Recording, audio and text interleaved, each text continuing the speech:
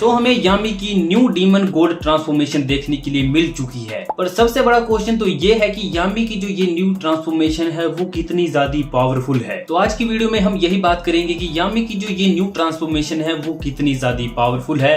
तो video start करने से पहले तुम वीडियो को लाइक करो, चैनल को सब्सक्राइब करो और जो पिछले 3 न्यू चैप्टर और इसके अलावा ब्लैक क्लोवर के जो 3 न्यू चैप्टर आए थे उनके ऊपर मैंने एक वीडियो बनाई है चैनल के ऊपर, तो उसे भी चेकआउट कर लेना। और 3, 2, 1 एंड लेट्स गो। तो सबसे पहले हम बात कर लेते हैं कि यामी की इस न्यू ट्रांसफॉर्मेशन का ओरिजिन क्या है। तो इसके लिए हमें जानना पड़ेगा यामी के क्लैन के बारे में। और अगर तुम्हें पता नहीं है तो यामी का जो क्लैन है उसका नाम है यामी क्लैन और यामी का जो ओरिजिनल नेम है वो है सुकीहीरो। तो यामी जो अपने नाम के पीछे यामी लगाता है वो उसका सर नेम है।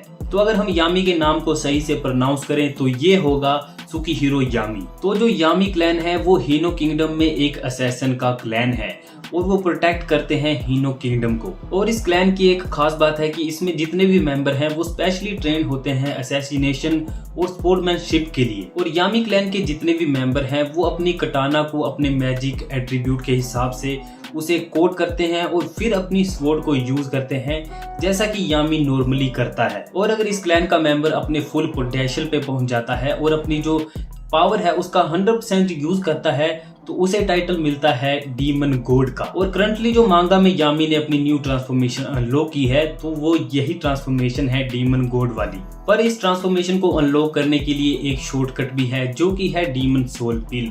और अगर इस पिल को कोई खाता है तो वह बर्जर्क मोड में चला जाएगा और जो वो अपने होश है वो नहीं संभाल सकता, जैसा कि इचिगा के साथ हुआ था जब उसके फादर ने उसे ये वाली पिल दी तो वो बर्जर्क मोड में चली गई और उसने अपने क्लैन के सभी मेंबर को मार डाला। और जैसा कि हमें चैप्टर 374 में दिखाया था कि यामी लगभग अपनी डेथ के वर्ज पे था, पर तभी यामी को इचिगा से वो डीमन सोल पिल मिलती है जो कि इचिगा को रियू ने दी थी। और इस पिल को खाने के बाद यामी ने इस पिल के जो साइड इफेक्ट थे उन्हें कंट्रोल कर लिया और जो अपनी न्यू ट्रांसफॉर्मेशन थी डीमन गॉड की वो अनलॉक की। और इस ट्रांसफॉर्मेशन से मेनली ये होता है कि तुम्हें एक मिलता है ह्यूज पावर बूस्ट, तुम्हारी स्पीड काफी ज्यादा बढ़ जाती है और तुम्हें पेयर ऑफ हॉर्न मिलते हैं जो कि डार्क मैजिक से बने होते हैं। तो स्पेशली इस वाली फॉर्म को वही अनलॉक कर सकते हैं जो कि डार्क मैजिक का यूज करते हैं, जैसे कि यामी, उसकी सिस्टर इचिगा, या फिर तुम मॉर्गन को भी ले सकते हो, वो भी अभी डार्क मैजिक का यूज करता है पर उसे जरूरत नहीं है इस फॉर्म की।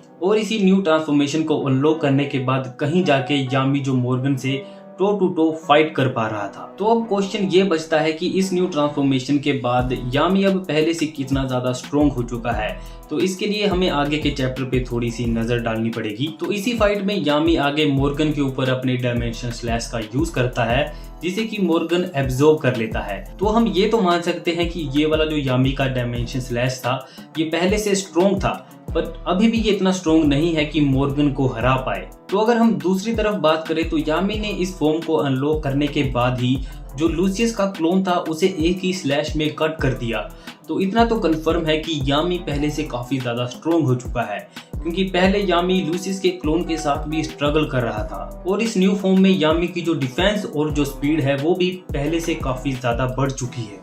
और इसका एग्जाम्पल है जब मॉर्गन नेक्स्ट को आसानी से हरा देता है तो मॉर्गन उसे फिनिश करने के लिए उसके ऊपर अपने लाइट से अटैक करता है पर यामी तभी वहां पे पहुंचकर उसे डिफ्लेक्ट कर देता है। और अब फाइनली जो यामी है वो जो मॉर्गन की स्पीड है उसके ऊपर रिएक्ट कर पा रहा है, उसके अटैक को डिफ्लेक्ट कर रहा है। पर फिर भी यामी अपनी इस न्यू फॉर्म के साथ मॉर्गन से ज्यादा स्ट्रॉन्ग नहीं है, क्योंकि आगे जाके जब मॉर्गन सीरियस होता है और यामी के ऊपर लगातार अटैक करता है तो यामी अपने ब्लैक मून का यूज करता है अपने आप को डिफेंड करने के लिए। और यामी के पास कोई भी और ऑप्शन नहीं होता अपने आप को डिफेंड करने के अलावा, उसके पास और कोई ओपनिंग नहीं है मॉर्गन के ऊपर अटैक करने के लिए। तो इस हिसाब से हम देखें तो यामी फास्ट हो चुका है पर मॉर्गन के लेवल पर अभी भी नहीं है। और आगे जाके यामी और इचिगा एक कॉम्बो स्पेल का भी यूज करते हैं जिसका नाम है ब्लैक हेवन। तो इसमें यामी का जो ब्लैक मून है और इचिगा का जो ब्लैक स्टार है वो दोनों कंबाइन हो चुके हैं और अब वो किसी भी अटैक को डिफ्लेक्ट और ब्लॉक कर पा रहे हैं सेम ही टाइम पर फिर भी ये कॉम्बो स्पेल मॉर्गन को हराने के लिए काफी नहीं था। और तभी हमें नेक्स्ट की न्यू ट्रांसफॉर्मेशन दिखाई जाती है जिसमें उसने अपने चारों डेविल को कंबाइन कर लिया है। और इसके बाद हमें एक और न्यू कॉम्बो स्पेल देखने के लिए मिलता है जिसका नाम है dark X dark shadow magic वर्बलगिस नाइट। तो इसका नाम तो कुछ ऐसा ही था, पर इस वाले कॉम्बो स्पेल में जो इचिगा है और जो यामी है और जो नेक्स्ट है उनका स्पेल कंबाइन हो चुका है। और अब इनकी जो स्पीड है वो मुझे लगता है कि 1000 टाइम फास्टर देन लाइट है। और इसी स्पेल को यूज करने के बाद नेक्स्ट फाइनली कहीं जाके मोर्गन को खत्म करता है, पर अभी तक भी वो कंफर्म नहीं है हमें कि मोर्गन डेड है या फिर नहीं।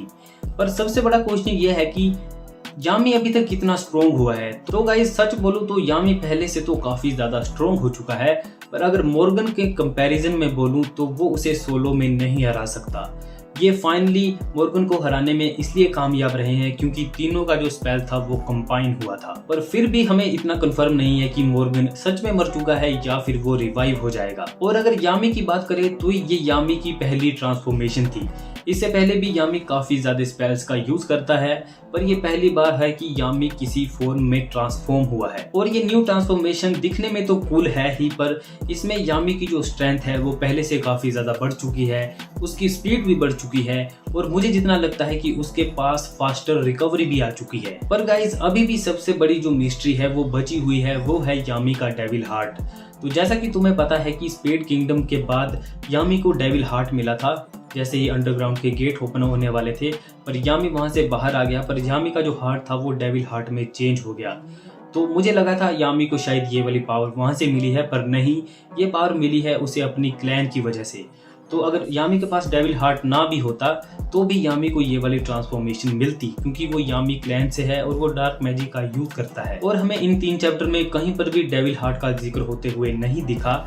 और मुझे लगता नहीं है यार कि मोर्गन की अभी डेथ हुई है, क्योंकि हमें लास्ट के जो 2 चैप्टर थे उनमें बार बार बताया गया कि जो मोर्गन है वो अब लूसियस से भी काफी ज्यादा स्ट्रोंग हो चुका है।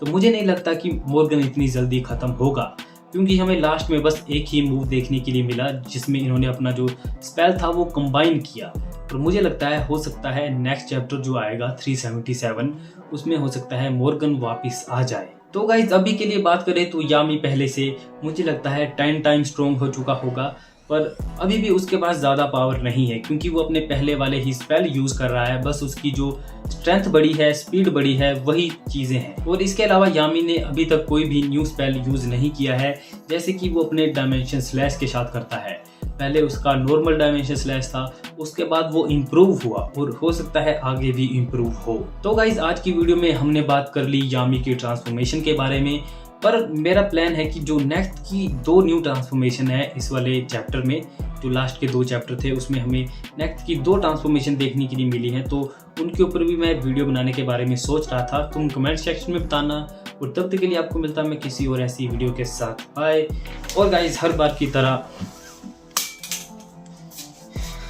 ये लाइक सब्सक्राइब बटन है भाई, मैंने पहले भी इसको वीडियो में दबाया है, पर समझो कि ये लाइक और सब्सक्राइब बटन है और इसको दबा मारो।